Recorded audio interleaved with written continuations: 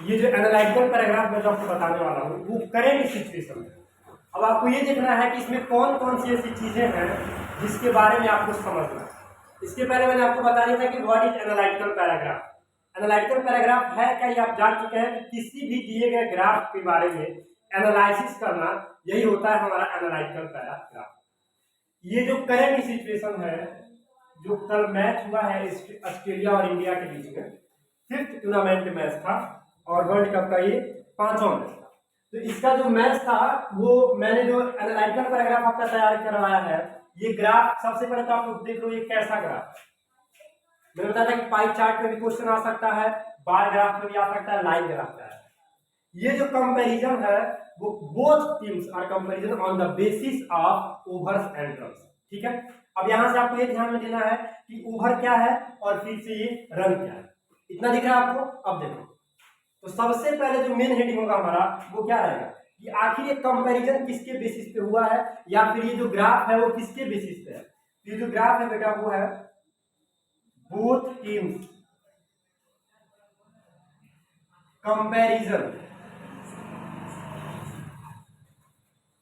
on the basis of overs and run।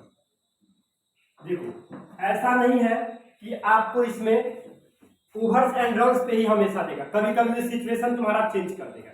इसीलिए सबसे जो जरूरी बात है वो इस चीज पे फोकस करना कि वो कंपैरिजन किस बेसिस पर दिया है। क्योंकि आपको भी पता है, अगर मान लो कि ब्लैक है ब्लू है, अगर ये सिर्फ ब्लू होता तो हम इसका कंपैरिजन कर पाते, नहीं कर पाते।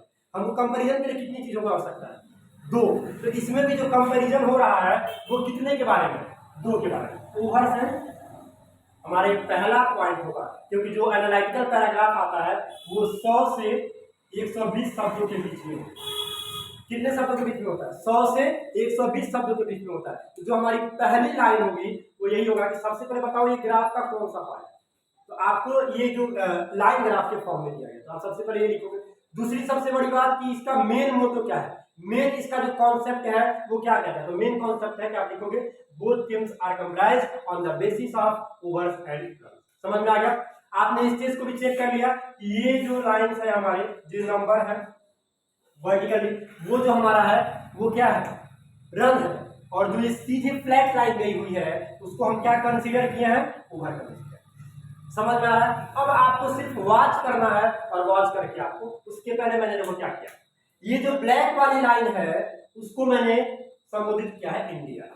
इसको मैंने कंसीडर क्या कर लिया, इंडिया है। क्योंकि आपको देगा कि आपको ये देखो कि इंडिया है, ऑस्ट्रेलिया है, जो किसी भी मैटर के बारे में बोल दिया तो कंसीडर। अच्छा, अगर ये चीज न दिया हो तो जाहिर सी बात है कि हम कंपैरिजन नहीं कर पाएंगे, बिल्कुल ही हम डाउट में रहेंगे कि आखिर ये ब्लैक वाली लाइन किस देश के बारे में, या फिर जो ब्लू लाइन है वो किस देश के बारे में। समझ में आ रहा था, इसलिए मैंने इंडिकेट कर दिया। अब आपको दूसरी जो लाइन लिखनी है वो ये लिखनी है कि the black line is shown the graph of, या फिर आप ऐसा कर सकते हो, the value of India and the score of Australia is considered bye blue line.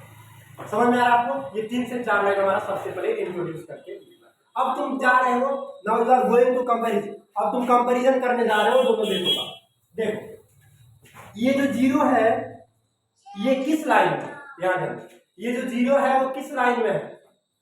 क्या ये ओवर को कंसीडर कर रहा है या फिर रन को कंसीडर कर रहा है, ओवर को कंसीडर कर रहा है, ये रन को कंसीडर कर रहा है। तुमको भी पता है ओवर कभी 0 नहीं होता है। कहाँ दिमाग है आप लोग का, ओवर कभी भी 0 नहीं होता है, बता दे रहे हैं। अगर ऐसा क्वेश्चन आता है तो आप लोग डाउट मत रहिएगा। रन 0 हो सकता है ना, लेकिन क्या कभी ओवर 0 होता है, नहीं होता है। तो ये जो 0 है वो क्या शो करेगा, रन शो करेगा। किसको शो करेगा, रन को शो करेगा। ठीक है, और ये हमारा हो गया। ठीक है, 1 से 5 तक के बीच में। देखो अब मैं जा रहा हूँ बताने कि एनालिसिस कैसे करोगे। सबसे पहले देखो दोनों के दोनों टीम का। अच्छा, अब ये कहोगे सर ये जो आपने सर्कल किया है पूरा का पूरा डार्क, वो क्या है, तो ये है फॉल ऑफ विकेट्स।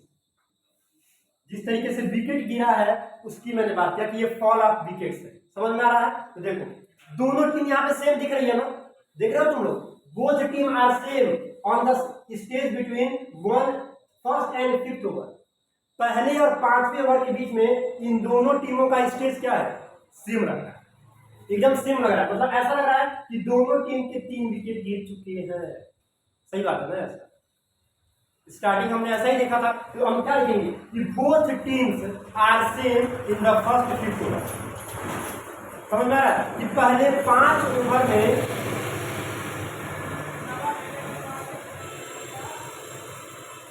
पहले 5 ओवर में दोनों का दोनों टीम सेम स्पेस, मतलब दोनों का 3 विकेट गिर चुका है और दोनों का रन जो है वो बिल्कुल इक्वल चल रहा है। अब देखो, अब अप एंड डाउन कहाँ हो रहा है, इस चीज को देखो। जैसे मान लो 9वां ओवर आया हमारा, ये 9th ओवर है। इस 9th ओवर में हमने देखा कि इंडिया का जो ग्राफ है वो ऑस्ट्रेलिया से क्या है, नीचे है। ये क्या शो कर रहा है कि at the 9th over stage, 9वें ओवर का जो स्टेज था उस पर चल के ऑस्ट्रेलिया का पलड़ा जो था वो थोड़ा सा भारी था और इंडिया यहाँ पर क्या हो गया है, थोड़ा सा लो हो गया। अब देखो ये ग्राफ कितना लो होते चला गया है, ध्यान से देखो।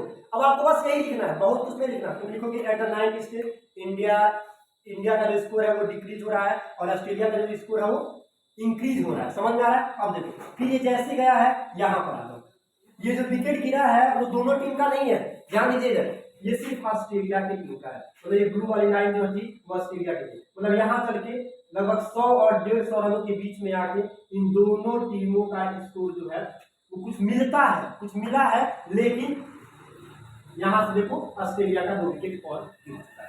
फिर हम ऊपर जाएंगे और उस समय आपको ये दिखना है कि इंडिया सेफ जोन में है लेकिन ऑस्ट्रेलिया सेफ जोन में नहीं है। फिर देखो यहाँ सब तुमने क्या देखा, अब तुम ये लिखोगे कि अगले 20-25 ओवर तक, 20 ओवर अगर हम मान के चलते हैं, कंसीडर करो ये वाली ग्राफ तुम्हारी यहाँ पे जाके मिल जाएगी। मतलब 20 और 24 के बीच में 22 ओवर हम मान सकते हैं, 23 ओवर हम मान सकते हैं।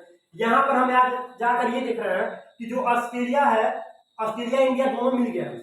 मिलने का मतलब क्या समझ में आ रहा है, दोनों का स्कोर क्या है, इक्वल पे आ गया, बोथ आर इक्वल। लेकिन जैसे ही इसके ऊपर हम गए 25 ओवर के बाद हमने ये देखा कि जो ऑस्ट्रेलिया का स्कोर है अब वो क्या हो गया, नीचे हो रहा है और इंडिया का स्कोर ऊपर।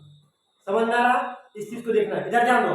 उसके बाद तुम ये जाओगे देखोगे कि ऑस्ट्रेलिया 150 से 200 रनों के बीच में आके आके क्या हो गया, पूरा का पूरा ऑल आउट हो चुका है, सारे के सारे विकेट उसके गिर चुके हैं। लेकिन इंडिया का फिर 200 से 150 के बीच में एक विकेट और गिरता है। पता है आपको किसका विकेट था वो?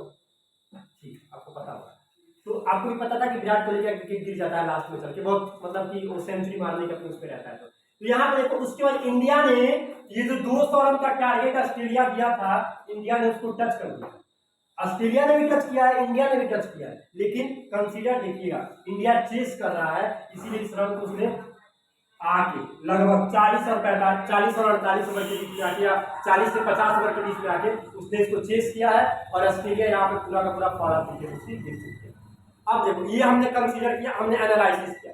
मैक्सिमम मिनिमा भी तुमको लिखना पड़ेगा। मैक्सिमम मिनिमा समझते हो, मिनिमम कितना था, मैक्सिमम कितना था। तो तुम ये देखोगे कि टोटल रन जो था जो ऑस्ट्रेलिया ने पहले बनाया वो कितना था, 199 और जीत कितना था, 200 का जीत था। तो समझ में आ रहा? अभी तुम देखोगे, अब तुम बस इसको लिखते चले जाओ कि both team are equal but at the stage of 40 to 45 या आफ्टर 25 ओवर्स इंडिया चेस करता है पूरा का पूरा 200 रन का, उस समय उसकी स्टेज से। अब देखो एक बार और तुम कंक्लूजन में क्या आओगे, कंक्लूजन में तुम आओगे कि इंडिया का जो विकेट था वो पूरा का पूरा सिर्फ और सिर्फ 4 ही विकेट था और ऑस्ट्रेलिया का पूरा 10 विकेट। इसको कहते हैं कंक्लूजन। किसका बेस्ट परफॉर्मेंस था, इंडिया का बेस्ट परफॉर्मेंस था। ये था तुम्हारा पूरा का पूरा। और ऐसे ही ग्राफ तुमको मिलेंगे, याद करना, ऐसे ही ग्राफ तुमको मिलने वाले हैं। समझना है? हमने आज आपको सिर्फ ओवर जो कंपैरिजन था हमारा, तो सिर्फ और सिर्फ हमने ओवर और रन पे दिया इंडिया और ऑस्ट्रेलिया के बीच का। और अभी आपको ये कंसीडर जो है, ये जो ग्राफ है वो आपका चेंज भी हो सकता है, कभी कभी वो पाई चार्ट भी बना के आपका दे सकता है। समझ में आ रहा है ना? इधर ध्यान दो, इसको आपको सबसे पहले इसका नोट करो, उसके बाद बताते हैं क्या करना है।